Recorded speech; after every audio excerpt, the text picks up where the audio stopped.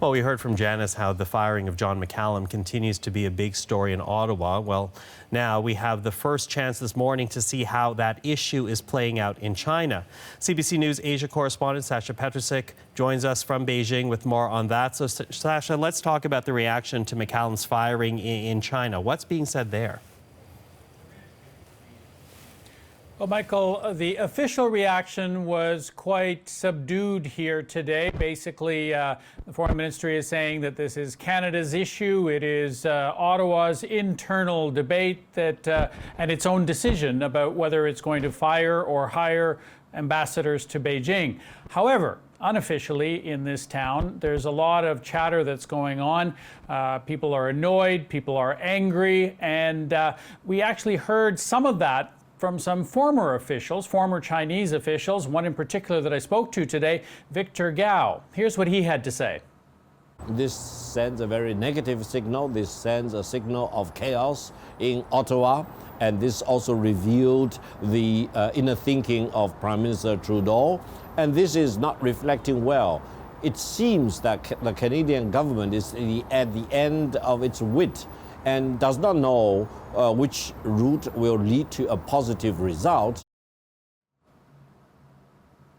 So what we're hearing is that that Canada is really taking a step back, a step forward, that it is really lost in terms of how to resolve this issue, and in particular, how to restart the negotiations which could end up releasing the two Canadians that we heard about who are still being held here since December.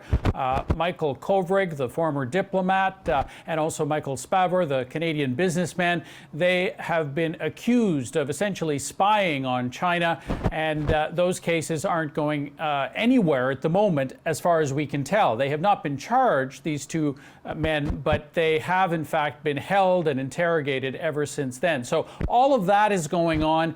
We have heard a little bit of comment as well from the state media here. One of the editorials today in the China Daily was talking about how all of this by Canada is really just a way to gang up on China along with the United States, and to make it more likely that this extradition of Meng Wanzhou will actually go ahead. And the bottom line in that editorial was, shame on you, Canada. So harsh words against Canada, but let's pick up on the point on the two Canadians that you mentioned, Michael Spavor and Michael Kovrig. Is there any sense of where things are headed in those cases from the Chinese side?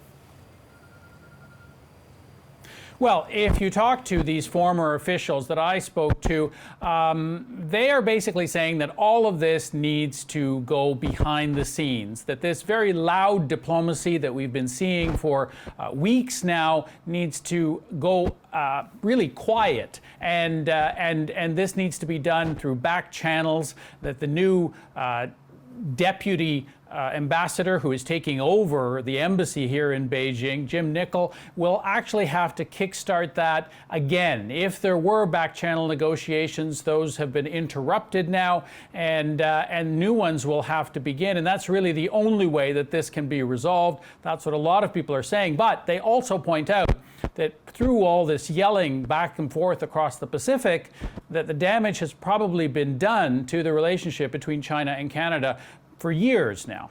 Michael? Sasha, thank you for that. CBC News Asia correspondent Sasha Petrusik in Beijing.